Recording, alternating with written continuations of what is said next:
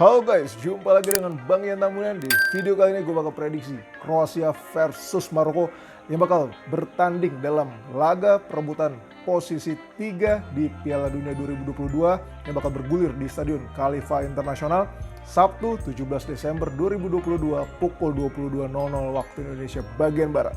Kita mulai aja guys.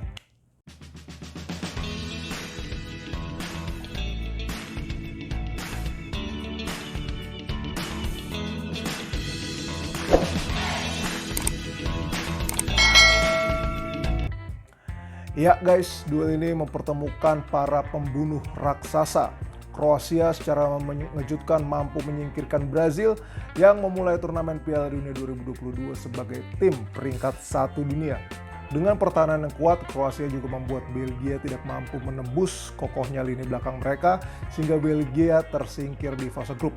Sementara itu, Maroko yang menjadi tim Afrika pertama di semifinal Piala Dunia mampu menumbangkan Belgia, Spanyol, dan Portugal. Bahkan guys, sebelum ditaklukkan Prancis 0-2 di semifinal, Maroko hanya kebobolan satu kali, itu pun dari gol bunuh diri para pemainnya.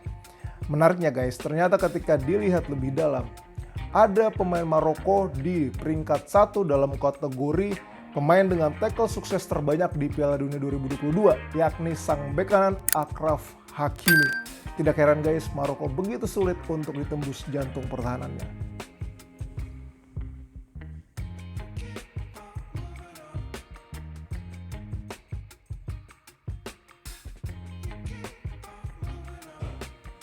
Sekarang kita bahas skuad Kroasia guys. Gelandang sekaligus kapten Kroasia Luka Modric akan menjadi sorotan utama dari skuad Vatra ini. Luka Modric ini pertama kali menjadi kapten di turnamen besar bersama Kroasia pada Piala Dunia 2018 guys. Saat itu Modric terlibat dalam 3 gol Kroasia lewat 2 gol dan 1 assist. Memang kalau kita lihat dari kontribusi gol untuk Kroasia terlihat minim, tetapi Modric ini memiliki peran yang sangat besar dalam mengontrol bola, membaca permainan, dan mendikte musuh guys. Nah, meskipun guys Zlatko Dalic ini sudah memberikan sinyal Luka Modric akan lanjut bermain membela Kroasia hingga Euro 2024, tetapi laga melawan Maroko bisa menjadi partai pamungkas bagi Modric untuk timnas Kroasia. Gue pribadi guys menantikan gol atau assist perdana dari pemain terbaik di Piala Dunia 2018 ini guys. Selain Luka Modric, Kroasia juga masih mempunyai Ivan Perisic dan Andre Kramaric yang siap mengobrak-abrik pertahanan Maroko guys.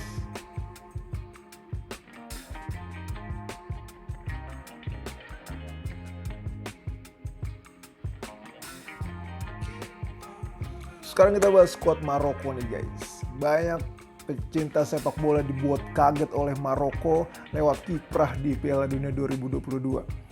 Ketika Maroko berhasil menumbangkan Belgia 2-0 di fase grup, masih banyak yang mengatakan bahwa Maroko ini beruntung. Tetapi Maroko membuktikan kapasitasnya guys dengan menyingkirkan Spanyol di babak 16 besar dan mengusir Portugal di perempat final Piala Dunia 2022.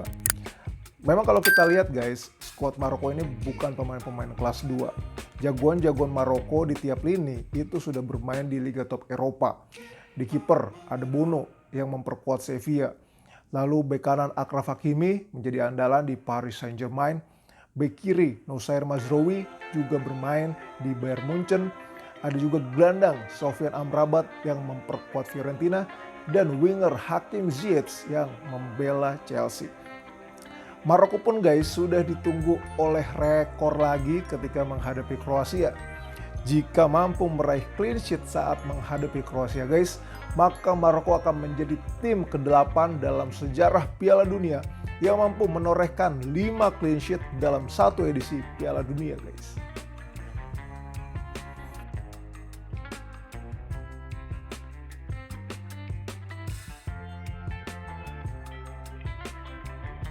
Kita masuk ke sisi head to head nih guys. Kroasia dan Maroko ini sudah berjumpa ya guys di fase grup Piala Dunia 2022 di mana skor berakhir dengan kedudukan 0-0. Namun guys, meski secara gol terlihat kering kerontang, Kroasia dan Maroko ini menunjukkan gempuran yang agresif. Mereka sama-sama mencatatkan 2 tembakan tepat sasaran, tetapi Livakovic dan Bono memang tampil brilian di bawah mistar gawang. Bono menepis sontekan kaki kanan Vlasic dengan paha kanannya, sedangkan Livakovic meninju sepakan jarak jauh dari Achraf Hakimi. Akan tetapi soal penguasaan bola guys, Kroasia jauh lebih unggul saat berjumpa Maroko dengan 65%. Nah, kalau kita melihat peringkat FIFA, Kroasia di posisi 12, Maroko di peringkat 22, sehingga memang level kedua tim ini tidak berbeda jauh. Menurut lo pribadi guys, apakah duel kali ini akan tercipta gol?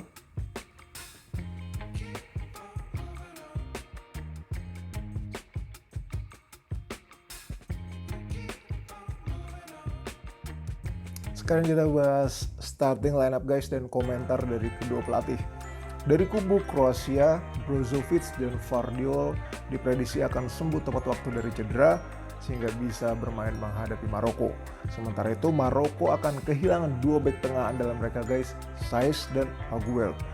Kehilangan Romain Saiss ini menjadi kekosongan yang besar ya guys bagi Maroko karena sang kapten memiliki leadership yang dibutuhkan oleh skuad Maroko. Gue juga akan menyampaikan pernyataan di konferensi pers pada hari Jumat dari kedua pelatih Zlatko Dalic dan Walid Regragui. Luka Modric menjadi topik yang dibahas dalam konferensi pers tersebut guys. Kita mulai dari skuad Kroasia guys. Menurut gue mereka akan menggunakan taktik 4-3-2-1. Di kiper ada Dominik Livakovic, 4 bek ada Josip Juranovic, Dejan Lovren, Josko Gvardiol, dan Borna Sosa. 3 gelandang ada Luka Modric, Marcelo Brozovic, dan Mateo Kovacic. Ada 2 gelandang serang, Nikola Vlasic dan Ivan Perisic, dan penyerang tunggal Andrej Kramaric.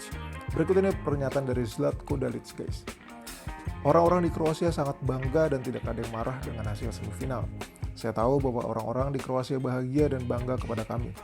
Kekalahan di semifinal sangat memukul para pemain, saya dan staf pelatih saya. Sekarang adalah waktu untuk kembali ke jalur yang benar. Kekalahan itu benar-benar sangat memberi pukulan untuk Modric. Saya sudah lama tidak melihat dia sesedih ini, tetapi itu bisa dimengerti. Dia sadar dia harus menjadi orang pertama yang bangkit kembali dan membantu kami mempersiapkan tim. Seluruh dunia berbicara tentang Luka Modric. Dia telah mencapai begitu banyak hal yang menurut saya tidak akan pernah dilakukan lagi oleh siapapun di masa depan. Gelar pemain terbaik di Piala Dunia, medali perak di Rusia, semoga perunggu di Qatar dalam 2 Piala Dunia berturut-turut. Modric menemukan kekuatan setelah kalah melawan Argentina untuk memberikan selamat kepada semua orang, untuk mendukung para pemain kami dan berharap yang terbaik untuk para pemain Argentina. Itu adalah sifat dari pemain hebat dan manusia hebat. Pertandingan pada hari Sabtu adalah final besar bagi kami, bukan pertandingan kecil. Kami harus menyegarkan tim dan memasukkan pemain yang bugar ke dalam tim karena final sudah di depan mata. Maroko adalah kejutan terbesar di Piala Dunia. Mereka mengalahkan Belgia, Spanyol, dan Portugal. Mereka pantas mendapatkan rasa hormat. Kita lanjut ke skuad Maroko guys. Menurut gue mereka akan menggunakan strategi 4-3-3. Di posisi penjaga gawang ada Yassine Bono. Posisi 4 bek ada Achraf Hakimi, Jawad El Yamik, Achraf Dari, dan Noussair Mazraoui. 3 gelandang ada Azzedine Ounahi, Sofyan Amrabat, Selim Amalah. Dan di posisi 3 penyerang ada Hakim Ziyech, Youssef En-Nesyri, dan Sofian Boufal. Berikut ini statement dari Walid Regragui di konferensi pers guys. Saya pikir ini adalah pertandingan terburuk yang harus kami mainkan. Jelas kami ingin berada di final yang sesungguhnya, tetapi ada peringkat ketiga untuk diperebutkan. Kami ingin berada di podium. Kami ingin menjadi sepositif mungkin untuk pendukung kami. Ya, finish di posisi ketiga akan bagus untuk citra kami akan berada di podium. Namun, tahukah Anda, bahkan jika kami memenangi pertandingan besok, kami tidak akan mencapai final dan kami tidak akan menjuari Piala Dunia. Ya, kami memikirkan peringkat FIFA kami, tetapi ini cukup sulit bagi kami dan juga bagi Anda sebagai jurnalis, karena jujur saja, ini bukan pertandingan penting kan? Kami ingin berada di final pada hari Minggu, bukan besok. Apa yang saya katakan kepada para pemain saya adalah bahwa ini akan menjadi pertandingan Piala Dunia ke-7 yang kami mainkan. 6 pertandingan dalam 20 tahun adalah rekor kami sebelumnya, dan sekarang kami telah memainkan 6 pertandingan beruntun. Ini tak ternilai harganya karena dari sudut pandang pengalaman kami telah mendapatkan begitu banyak. Saya tidak yakin apakah ini akan menjadi pertandingan Piala Dunia terakhir Modric, tetapi saya mengenalnya sebagai pemain. Dia adalah salah satu pemain terbaik di dunia. Dia adalah seorang rival. Dia adalah seorang pejuang dan saya tahu dia ingin menyelesaikan Piala Dunia dengan elegan. Ketika Anda menghadapi pemain hebat seperti Modric yang ingin mengakhiri dengan bagus, kami harus menghormati ini, kami harus mewaspadai ini.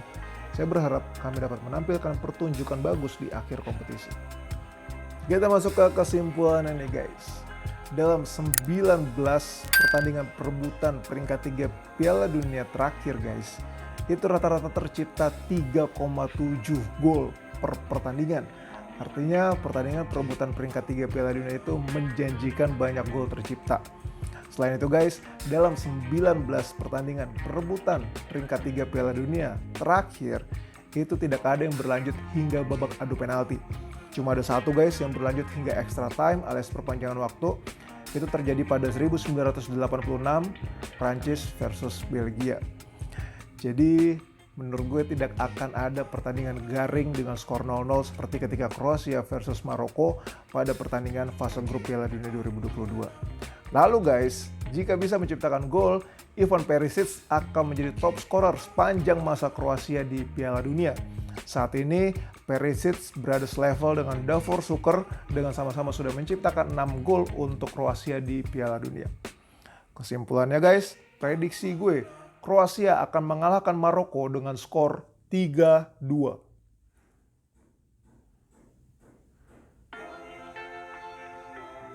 Gimana prediksi lo guys? Apakah sependapat dengan Bang Ian Tambunan atau lo justru menjagokan Maroko yang akan keluar sebagai peringkat 3? Coba kita ngobrol di kolom komentar guys.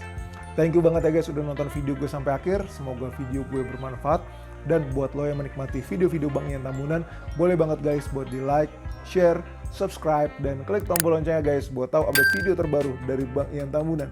Sampai jumpa lagi guys. Sehat selalu. Tuhan memberkati.